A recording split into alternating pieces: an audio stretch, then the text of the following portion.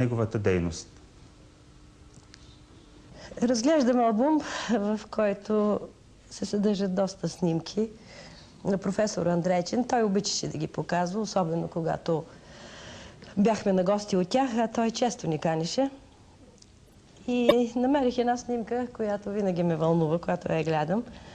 Това е снимка на неговия първи кръжок по български език. Например, професор Моско Москов, Боян Ничев, Ангел Давидов, доцент Венче Попова, тук съм и аз.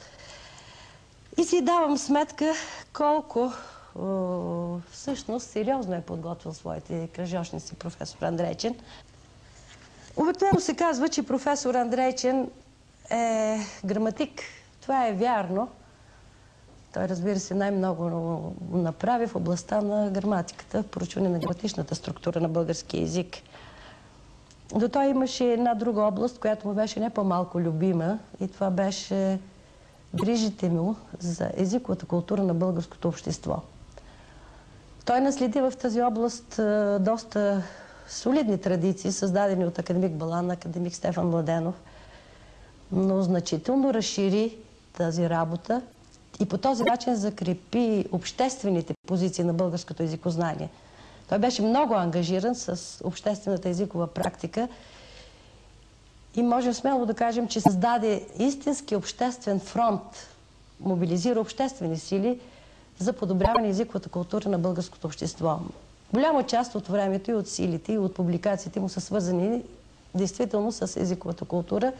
Много от постановките, които той по това време издигна, са ръководни и за съвременната ни работа по езикова култура. Просто ние все още ги използваме и смятам, че те няма да бъдат омаловажени, защото той много добре ги обоснова теоретически.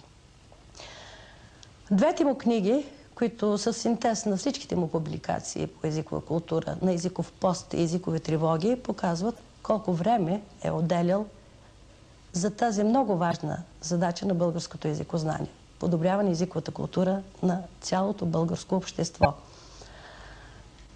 Разбира се, това е нещо, което не винаги добре се оценява. Някои дори понякога са били недоволни от начините, по които той поставяше въпросите за нормативния характер на езика.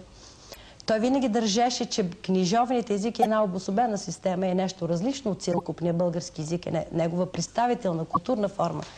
И ако понякога, ако мога така да се изразя, с настойчива толерантност, все пак настояваше и държеше за прилагането на книжовните норми, той защото си даваше сметка, че това е наистина една културна форма на целокупния български език. С тази работа той никога не отказваше консултации, никога не отказваше лекции. Нямаше случай, в който той да не се отзивал. Това може би беше едно от най-големите му качества – голямата отзивчивост и взискателност към всички, които работеха в тази област.